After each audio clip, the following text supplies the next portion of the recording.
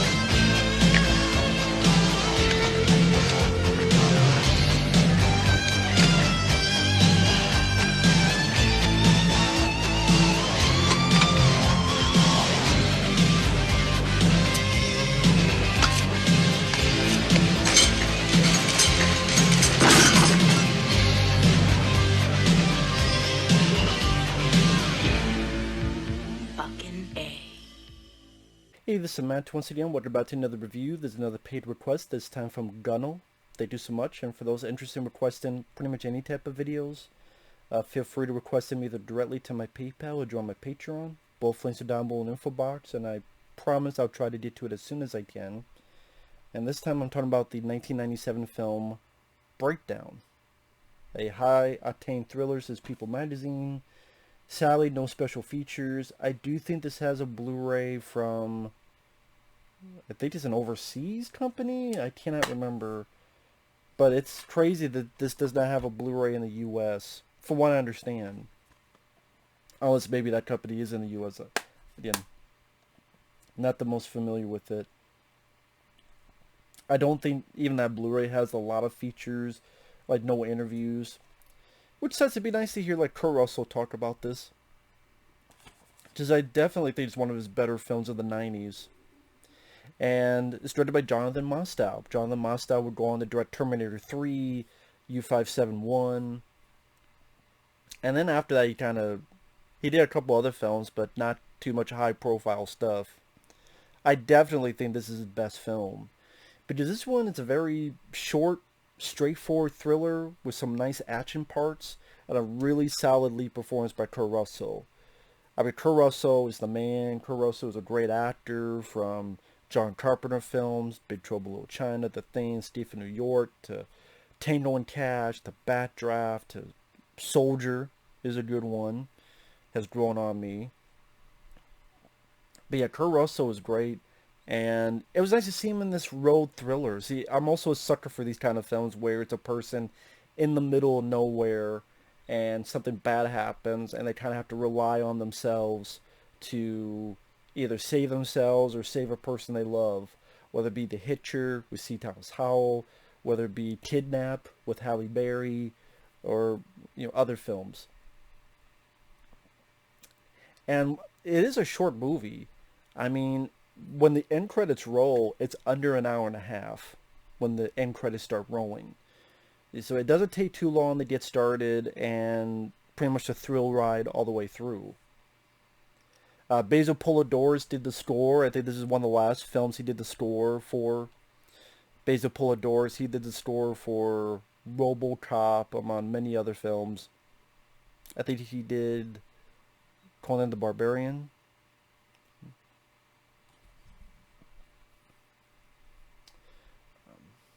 I actually want to look at what else he's done for scores. But the setup of the film is Kurt Russell and his wife, played by Kathleen Quinlan, which they don't have a lot of time together, but the few bits they do, they have a nice banter with each other. They're talking about how they're making this big chance and doing this move. And she's like, well, look, I have these donuts. You could win either $90,000 or 90,000 donuts. And Kurt Russell's like, how about we sell each of those donuts and pay for this car? And they're goofing on each other. You tell they love each other. And Then one day they're driving and this guy almost fucking hits them. The guy is actually MC Daney. I remember him. He was one of the convicts. He was the guy who flew the plane in Con Air, the Nicolas Cage film. So he's getting pissed off about it, and Kurt is doing the reasonable thing. He's like, hey, he does say, hey, you did cut me off, but then he lets it go and goes, listen, I don't want any trouble, man. Like, he's being a normal guy. That's the thing. He's being a normal person. He's not being a dick. He's not being out of the blue prick. He's just, being normal. He doesn't want trouble. Then as they start driving again, the car fucks up. Now, granted, the way the car fucked up, I don't know how far that car could have really gotten. But, you just let that go for entertainment's sake. And they get picked up. This guy, J.T. Walsh, good character actor. J.T. Walsh was in a lot of stuff. He was in The Negotiator. He was in Needful Things. He was actually one of the better things in Needful Things, which I'm not a big fan of that film, but he was fun. Na na na na na na. I killed my wife. Is that wrong? Like I said, J.T. Walsh, he's one of the better stuff of that movie. I'm looking up Basil Polidorus, but not too bad of a score. Conan the Barbarian, of course, Conan Destroyer, Red Dawn, Iron Eagle, RoboCop, Hunt for Red October, Quigley Down Under. That's another score I enjoy. Oh, he did do Under Siege too. I forgot about that. Starship Troopers. His last couple films were For the Love of the Game, Cecil B. Demented, The Touch, and Crocodile Dundee in Los Angeles. I forgot he did the third Crocodile Dundee. Wow. But yeah, Starship Troopers, that's another good score. So, rest in peace, Basil. Again, I don't think this is a bad score. Some people are like, I'm not sure. I thought it worked well for what it needed to be.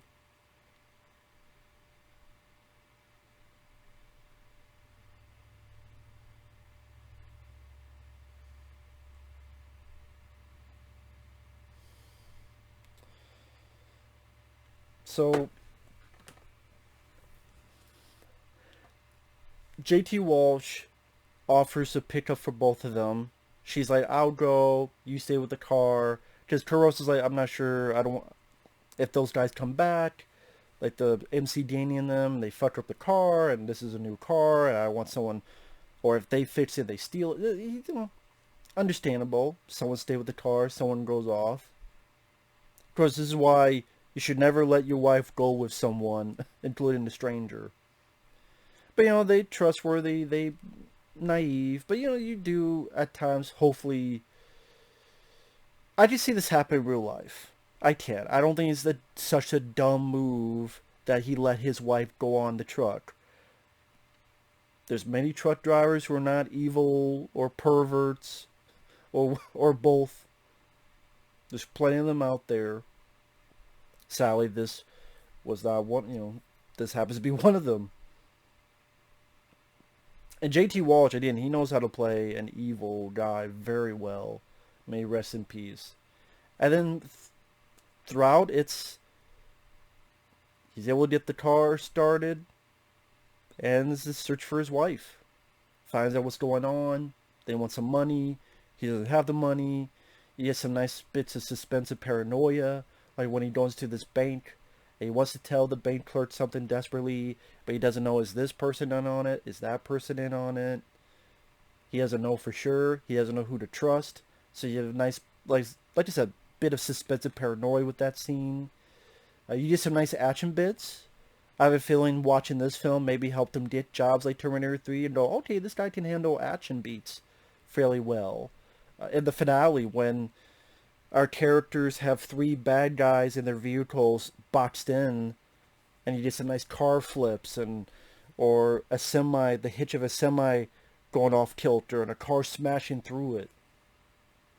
Or the finale when our good, Kurt Russell, JT Walsh are hanging from the truck, and part of it's hanging off and ready to fall down, and you get some nice stunt work. The bit where Kurt Russell is hanging off the bottom of the semi truck, and at times it looks really like Kurt Russell doing it, and that sells the illusion of the danger, as oh, there's some fucking danger involved.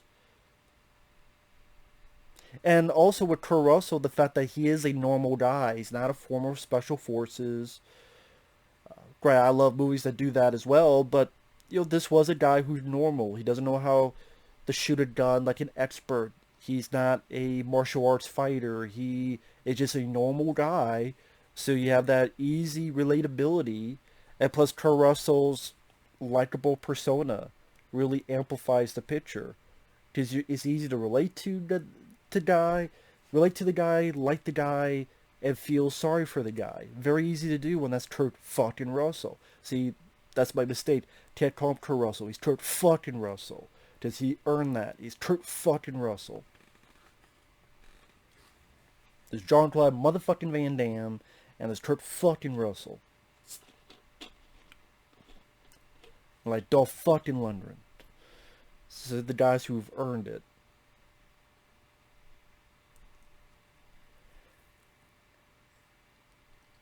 And like I said, it goes at a pretty good pace.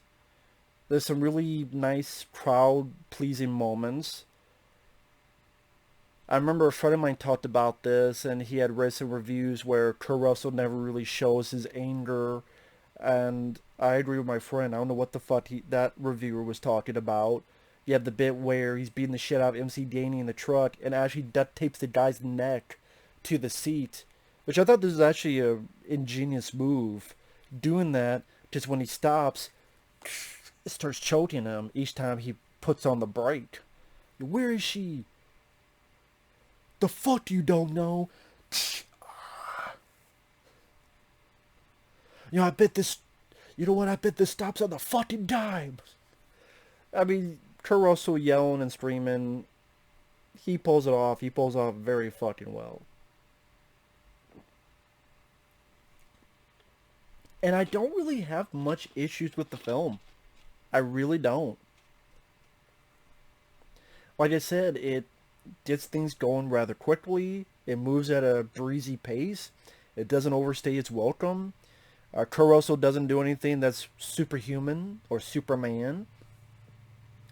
I mean, a little bit to popcorn entertainment in the finale, but that's actually what I prefer. Maybe some people want a more subtle finale. I actually enjoy the more action-packed finale. I think it's fun. Like the characters in a trailer trying to call a phone and see a fucking semi coming at them. They get to the side, you see the semi go through a real fucking trailer. Real things doing real stuff. Not CGI. Not all on a fucking computer. As I mean, it's a straightforward thriller with some nice action bits, and Kurt Russell gives another great performance. He's a very underrated actor. Like I say, in the 90s, I mean, Backdraft is a good movie. I like Soldier. I think when I first saw Soldier, I expected more out of it. Like, I expected this, when it's really this. But this is actually pretty good, too. And plus, hey, Kurt Russell... Arnold got his with Commando, Stallone got his with Rambo, Dolph Lundgren got his with Red Scorpion, now Kurt Russell got his with Soldier, the one-man army movie. I guess Van Damme, maybe the closest he got was this. I would say this is Van Damme's one-man army. Every action star should have their own one-man army movie, where they just, kill a shitload of people with guns and knives and sharp sticks.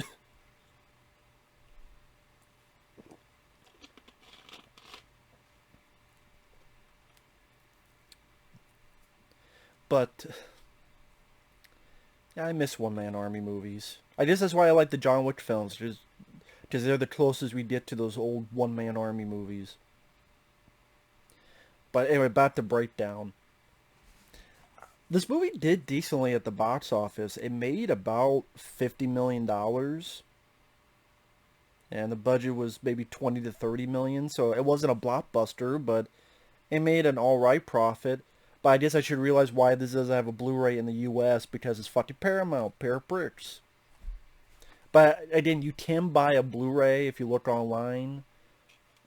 Actually, I'll look that up now since I'm talking. I do have a phone here. Could just look it up instead of guessing. But yeah, it's one of those things where spoiler alert on the ending, because I know that's another thing people have a little bit of a problem with. Spoilers. At the end of the film, he rescues his wife. You have this fun chase sequence where, again, these 3 vehicles, bad guys in them, trying to chase him down. They each get their comeuppance.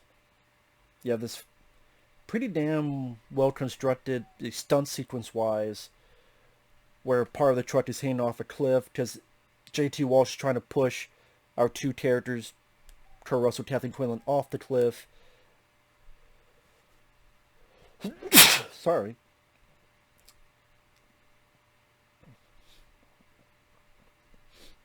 Try to push him off the cliff. Kurt Russell gets in, able to move it away, so that it just goes to the side, and him and J.T. Walsh are hanging off. I do wish Kurt, instead of just the chain, he would taken a note from Cliffhanger. Like, he got J.T. Walsh and he just beat the fuck out of him. I know he's a normal guy, but still, at least like hit him with the chain, get up, and bah, bah, bah, bah, bah. That is one moment I wish I could have seen. Kurt Russell just really lay a beating on the guy. I'm not saying he needs to be a fucking boxer, but just a little bit. That would have been fun to see. But other than that, I would say with the ending, the guy falls, and then the truck's hanging there, and then Kathleen Quinlan hits the lever, and the whole truck falls onto J.T. Walsh, crushing him like a bug. A lot of people didn't, not a lot, but there are some people that didn't like that because that's homicide, and they thought that was too dark. And I was fine with it. The way I call it, justified homicide. Justified homicide. I'm like, if anyone deserves that, motherfucker deserves it. Because you get the history that he has done this before, killed and murdered before. And fuck it. Guy the character didn't deserve to live. Fuck him. So to me, I'm fine with that. I would have done the same thing, motherfucker. So yeah, it is on Blu-ray. I cannot see what the hell the company is that did it. Australian, apparently. So I don't know if it's Umbrella, or I don't know if it's some other company. So I'm trying to look for it. 2K Blu-ray region free. That's what it says on here. It says region free. So that's cool. And the features... aspect ratio 235, 1080p transfer, via Vision Entertainment. And there's a trailer.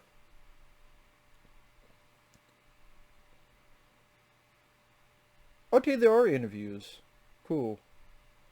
Interview with Jonathan Mostow. Recalls under what conditions breakdown came to exist. The long prologue he was forced to shoot, which thankfully was discarded. Interesting. Worked with Kurt Russell, Dino De Laurentiis, and Martha De Laurentiis. They had a hand in this. Yeah, produced by Martha and Dino De Laurentiis. Wow.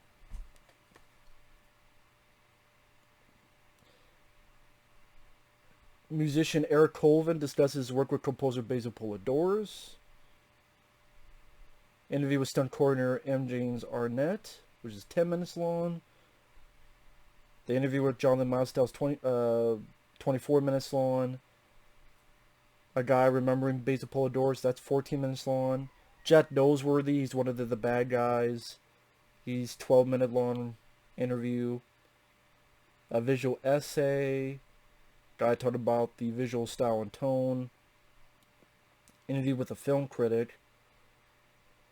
Discusses some of the reasons why the film became a big hit, its style, personality, and evolution of Jonathan Mostow's career. That's 18 minutes long. And another critic has a commentary The key reasons Breakdown remains this very special film: nature of the conflicts they emerge in it, visual style, realism that shapes up its personality, ambiance that the narrator produces.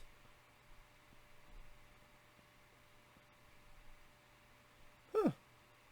So yeah, it actually has some features, has a commentary with a critic, which sounds like he doesn't shit on the film. Oh, that's pretty cool. Maybe one day I'll pick that up. February 24th, 2021 it came out, so this year. Interesting. What again, would have been nice to have Kurt Russell talk about the film.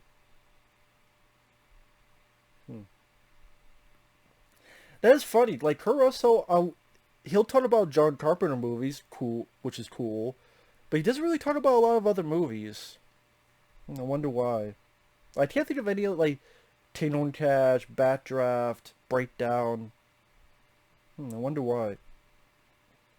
But yeah, that is another aspect. It has a good visual.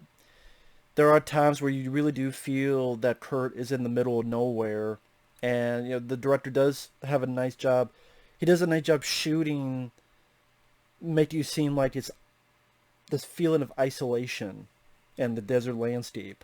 Granted, I would still put The Hitcher above that in terms of its visual palette.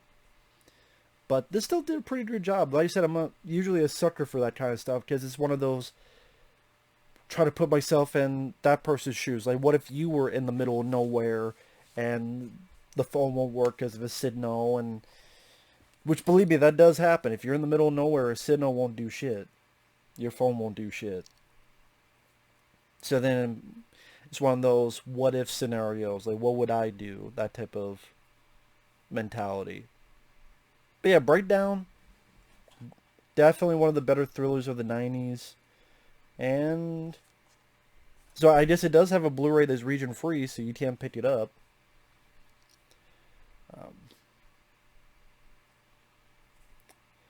I'm sure with Blu-rays nowadays it's pretty damn expensive, but or you know, maybe find this on DVD if you want, or whatever streaming service you use, maybe it's on there. Yeah, Breakdown, pretty damn good movie. So with that said, thanks for watching. We will see you guys later. Bye-bye.